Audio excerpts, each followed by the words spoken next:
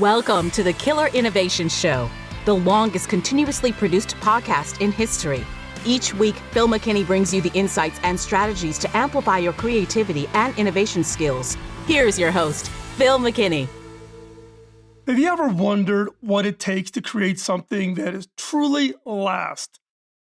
What's the secret to building something that doesn't just survive, but grows stronger for decades in our always changing digital world? The answer might surprise you. It's not about fancy equipment or perfect production. It's not even about having all the answers when you start. It begins with a simple promise to pay it forward. Now, look back to March 2005 in a hotel room at the Marriott in Phoenix, Arizona. That's where I sat with a basic microphone trying to record the first episode of what would become the Killer Innovations podcast. The bathroom's natural echo was the only, quote, sound engineering I had.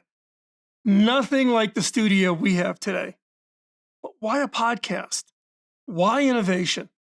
And honestly, why a bathroom? These questions have followed me for years. And as we launch season 20, officially making this show the longest continuously produced podcast in history, it feels right to finally share the whole story with you. But first, let me ask you something. Has someone ever believed in you so deeply that it completely changed your path? For me, that person was Bob Davis. As my mentor, Bob spent countless hours guiding me, challenging me, and opening doors I didn't even know existed. During one of our regular talks, feeling incredibly grateful, I asked him how I could possibly repay him for everything he's done. Bob's answer wasn't what I quite expected.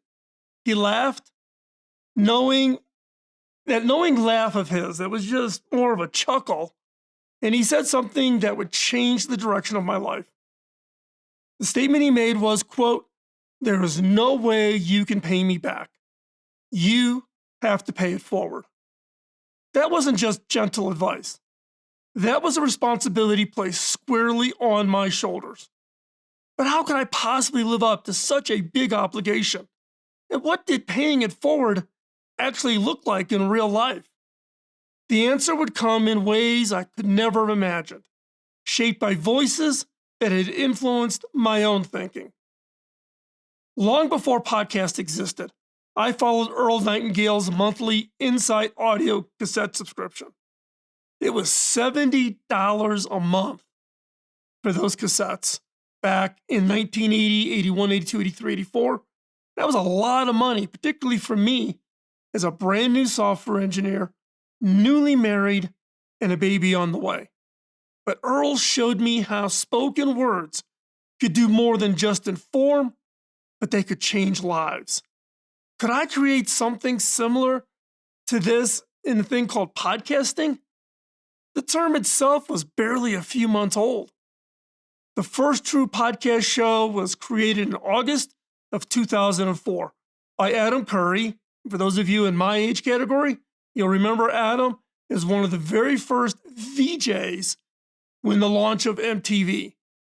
But he launched a daily podcast show called Source Code. Most people at that time were still listening to radio or CDs. Podcasting directories didn't even exist. Trivia question: what was Twitter called before it was called Twitter? It was called Odeo, and it was a podcast directory. And when it went out of business, it pivoted its technologies to become what we know today as Twitter. And I was one of the first shows Odeo ever listed on their directory back then. The subscription models was totally a foreign concept. Tools to create and publish podcasts didn't exist. You had to hand code your RSS feeds for every episode you added. The landscape was new, it was untested, and it was mostly unknown. But that's what made it perfect. What a big question remained was, would anyone actually listen? What I didn't realize then was that this uncertainty, this feeling of not knowing, would become one of the show's greatest strengths. In the early days, it was quiet. Recording weekly episodes felt like talking to no one until one day, something unexpected happened. Adam Curry, the very person who had created the first podcast show, mentioned my podcast on his show. That single mention changed everything. Suddenly, this small experiment in paying it forward found an audience. People began listening, responding, talking back. But as our listeners grew, so did a nagging question. What insights could I share that they would want to listen to, that would be helpful to them?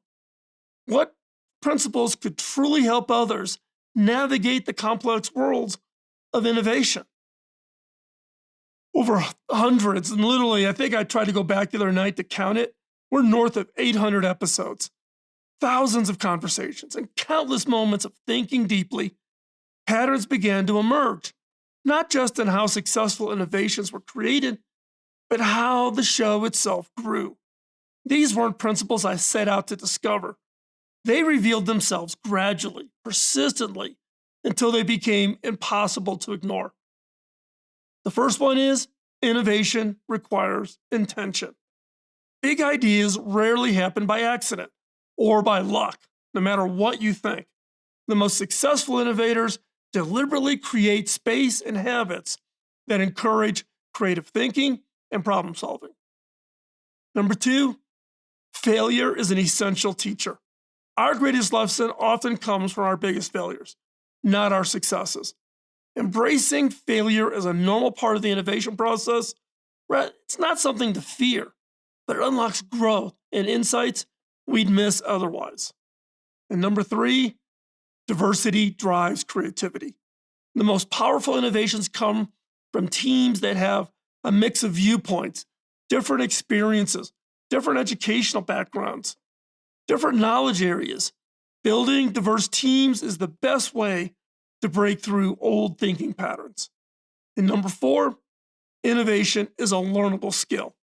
While some people might seem naturally creative, the basic skills of innovation can be developed through practice. With the right methods and consistent effort, anyone, and I mean anyone, can get better at innovation. Number five, human-centered approach works best. Technology and processes matter, but innovations that truly change lives must be based on human needs, behaviors, and feelings. Starting with a deep understanding of the people you're trying to serve leads to solutions that don't just both work technically, but make a real difference. These five truths have guided not just what we talk about, but how the show itself has grown. But here's what I've never publicly shared before. These principles weren't abstracted theories I studied from a distance and read in a book. Each one came from my own painful experience, my own lessons, stubborn mistakes, and yes, humbling realizations. As the show's reach grew, so did our production capabilities, though not without growing pains. From that hotel ballroom, we moved to makeshift home setups, then to increasingly better equipment. 8 years ago, we built our first professional recording studio.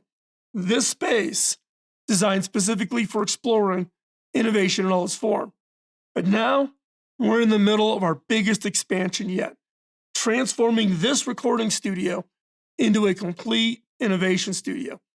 A place where we just don't talk about innovation, but we are showing it. We are experiencing it and experiencing it with you. Each upgrade brought technical challenges. Each improvement required learning new skills.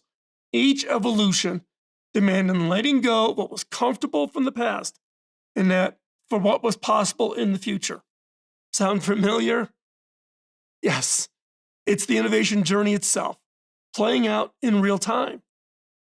But through it all, one question kept coming back. What makes this show different from the countless of others that have come and gone over the 20 years? The answer becomes clear only with time. It's you. You've been the secret ingredient all along. Your emails challenging my thinking, Your stories showing principles in action. Your questions pushing me to explore new territories. In recent months, we've seen a remarkable growth in our community, especially on our YouTube channel.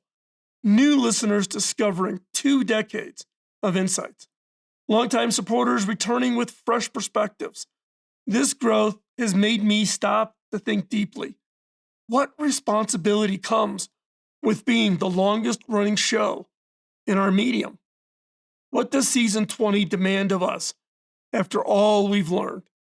The answer lies in returning to that original promise that I made to Bob Davis, but with a depth and a maturity that only experience can bring. As we launch season 20, I'm both humbled by what we've accomplished and excited about what lies ahead. The milestone wasn't something I planned for. It's simply the result of showing up for you week after week, year after year, honoring that original promise I made to pay it forward that I've been given by Bob. Season 20 represents a renewed commitment to that promise. We'll focus more on things like innovation leadership skills and creativity and thinking methods that you can use right away. We'll host more live sessions from the Innovation Studio, creating experiences that bring innovation principles to life. Dream it, make it, master it. Those are our guiding lights. To deliver on this vision and continue raising the bar on quality, we need your help.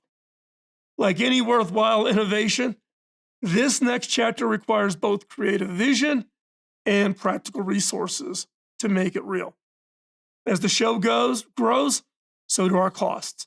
We need equipment, software, and more importantly, a team of talented people who can help with the research, production, and editing. Every dollar from supporters goes directly to those expenses, not into my pockets. Your support makes it possible to deliver quality content each and every week. For those who found value in our journey together, I've created a way for you to become an even more important part of this community through Patreon. Your support helps fund the team that makes the show possible and ensures we can continue to deliver quality innovation insights for years to come. In return, you'll receive exclusive content, early access to episodes, special benefits that'll improve your innovation practice. Visit patreon.com/Phil McKinney or click in the comments or in the show notes description below to learn more about joining this next phase of our journey. But looking back at that first recording in the Phoenix hotel room, and yes, it is still out there if you can find it, I'm struck by how much has changed and how much remains the same. The technology has evolved.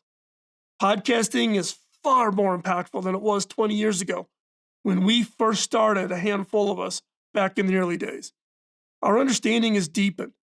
Our community and innovation has grown beyond anything I could have imagined. But the basic question that drove that very first episode still drives us today. How can I help each other? How can I help you become a better innovator? As we enter our third decade together, I'm filled with the same curiosity and the same enthusiasm that drove that very first recording. Now, maybe even more so, as I've seen the amazing power of shared knowledge and learning together. To you, whether you've been with us since those early days, those early, very rough episodes, or just found us recently, thank you. You are the reason we continue the journey. And your pursuit of meaningful innovation inspires everything we create. But I'm left with one final question. And it's perhaps the most important one of all. What innovation challenges are you facing right now? What stands between you and your next breakthrough? Share your thoughts in the comments below or reach out to me through the website over at philmckinney.com. Your questions and insight might inspire our next exploration together. I'd also like to connect with you on LinkedIn. As I receive hundreds of connection requests monthly, please just mention that you're a listener of the podcast and then send me the request to connect. If you say that you're a listener to the podcast, I will be sure to accept it. After all, the greatest innovation often begins with the simplest question. So ask your questions. And just the key here is just asking them at the right moment. Just get me the questions and let me reply. Help us identify the content that'll best help you achieve your success. So here's to the next chapter in our ongoing exploration. What makes innovation truly killer, which means impactful, lasting, and transformative. The best is yet to come. See you in the next episode. Bye-bye. Podcasting nonstop since 2005, this has been the Killer Innovation Show on the Innovators Network.